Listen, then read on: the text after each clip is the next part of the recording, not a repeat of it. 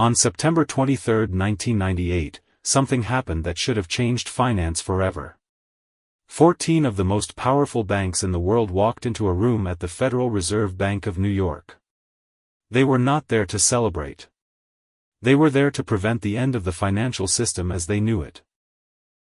In less than 6 weeks, a single hedge fund, run by 2 Nobel Prize winners and staffed by the most brilliant mathematicians on Wall Street, had lost $4.6 billion and was on the verge of defaulting on $125 billion in borrowed money. If it collapsed, it would trigger a chain reaction that could bring down every major bank in the world. The fund was called Long-Term Capital Management. And its collapse was not caused by bad luck, or a rogue trader, or a market panic. It was caused by mathematics. The same mathematics that had made the fund billions. The same mathematics that had convinced the smartest people in finance that risk had been eliminated. The same mathematics that, in August 1998, stopped working. But here is what they do not teach you in school. This was not the end of the story. It was the beginning. Because the algorithm that destroyed LTCM did not disappear. It evolved. It got faster. It got smarter. And today, it controls more of the global financial system than LTCM ever did. In May 2010, one of these algorithms erased $1 trillion from the stock market in 36 minutes. And nobody saw it coming. This is not a story about technology. This is a story about systems.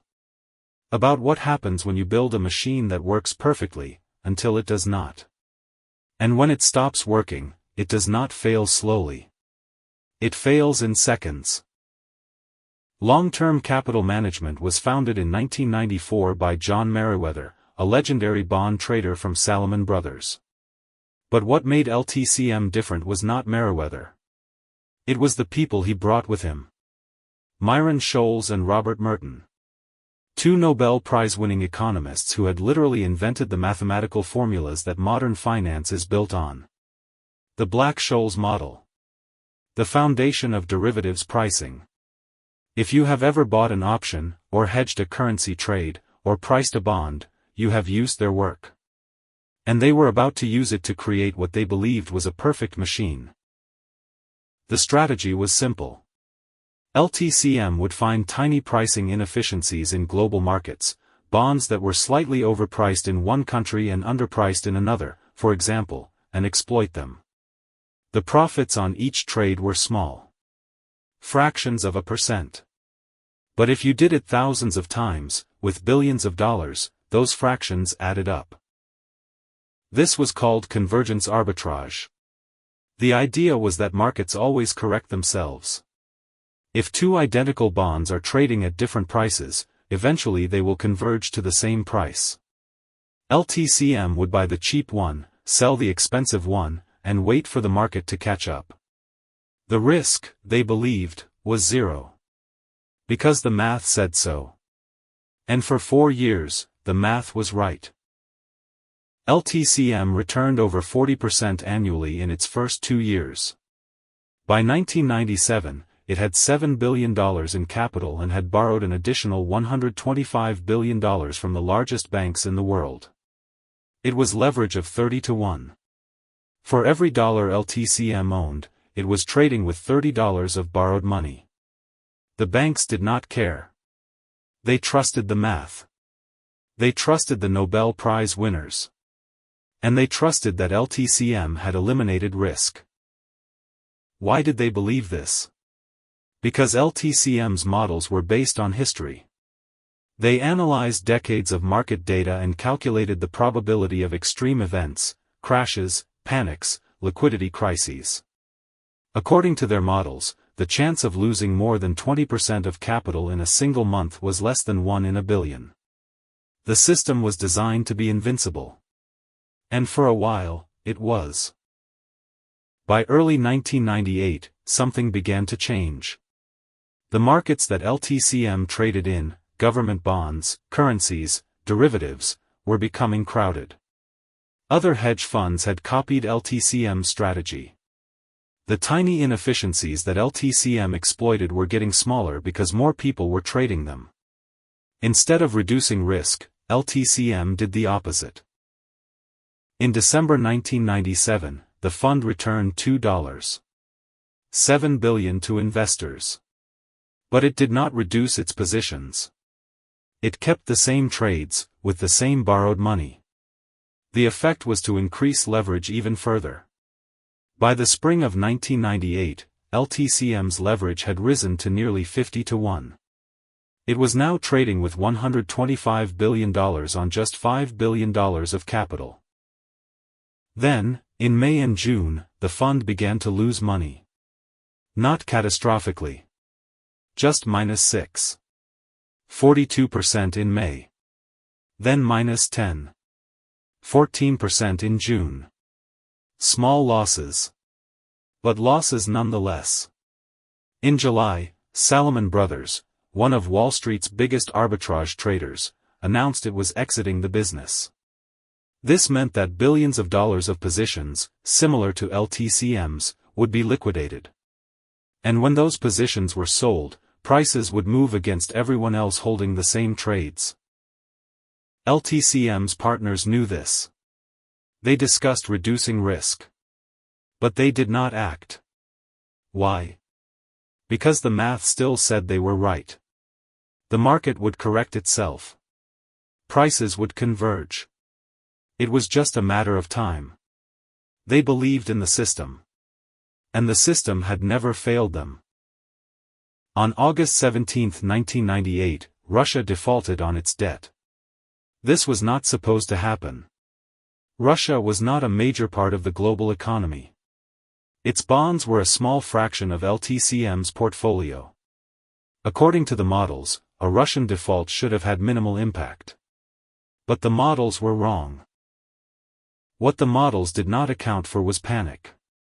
When Russia defaulted, investors around the world began selling anything that was risky and buying anything that was safe. Government bonds from emerging markets collapsed. Corporate bonds collapsed. Even high-grade bonds in the United States fell in price because investors were fleeing to the absolute safest assets, U.S. Treasury bonds. This was the opposite of convergence. Prices that should have moved together were diverging. LTCM's entire strategy was based on the assumption that markets would behave rationally. That prices would correct themselves. That liquidity would always be available. But liquidity disappeared. In August 1998, LTCM lost 44% of its capital. That is $1.9 billion in a single month. The partners did not panic. They believed the losses were temporary. The market would stabilize.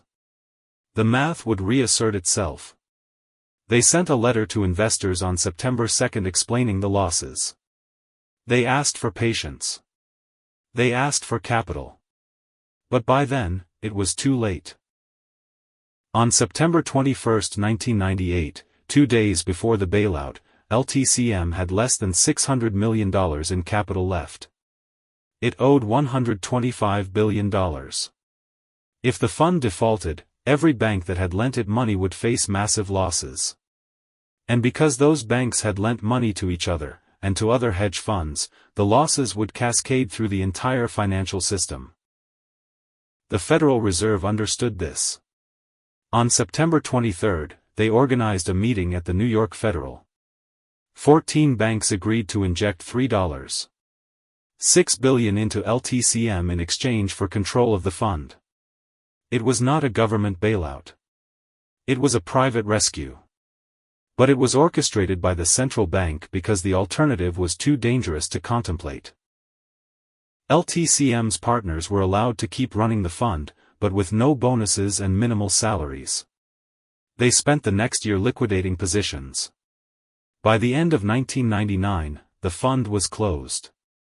The investors who had put money into LTCM lost 90% of their capital. The banks recovered most of their money. The system survived. But the algorithm did not die. It learned.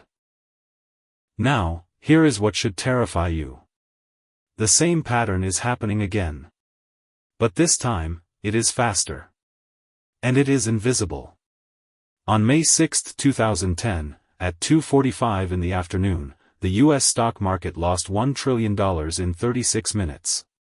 The Dow Jones Industrial Average fell nearly 1,000 points. Individual stocks like Procter & Gamble dropped from $60 to 1 cent. Then, just as suddenly, it recovered. This was not a market crash. It was a flash crash. And it was caused by the same thing that destroyed LTCM, algorithms executing strategies without understanding the system they were operating in. But there were differences. LTCM collapsed over 6 weeks. The flash crash happened in 36 minutes. LTCM was run by humans who could see the losses and choose to act. The flash crash was run by machines that reacted in microseconds. LTCM traded with $125 billion.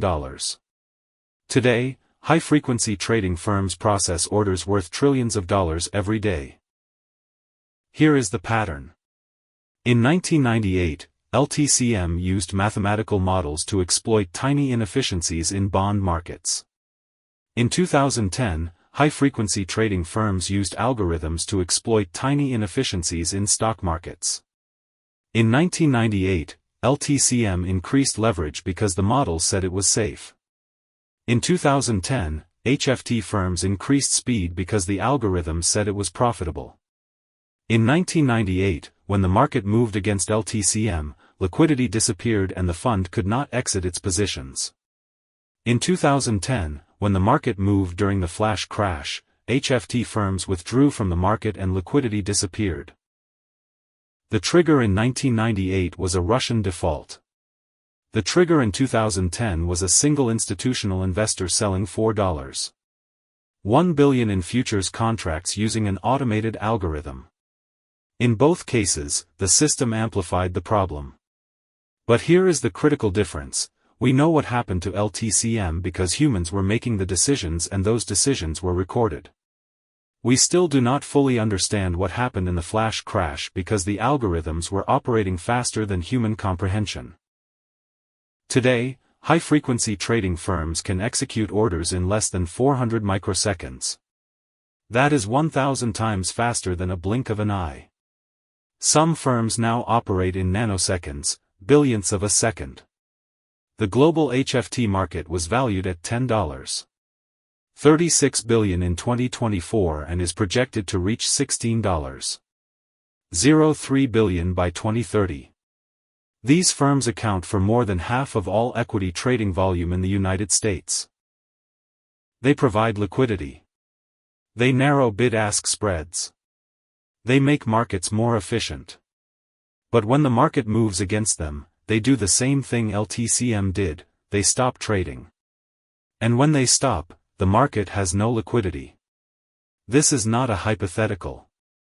Since 2010, there have been multiple mini-flash crashes in individual stocks, currencies, and commodities. They last seconds or minutes. Most people never notice them.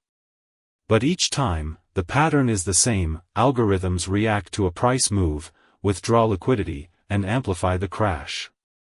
The system has not been fixed. It has been accelerated.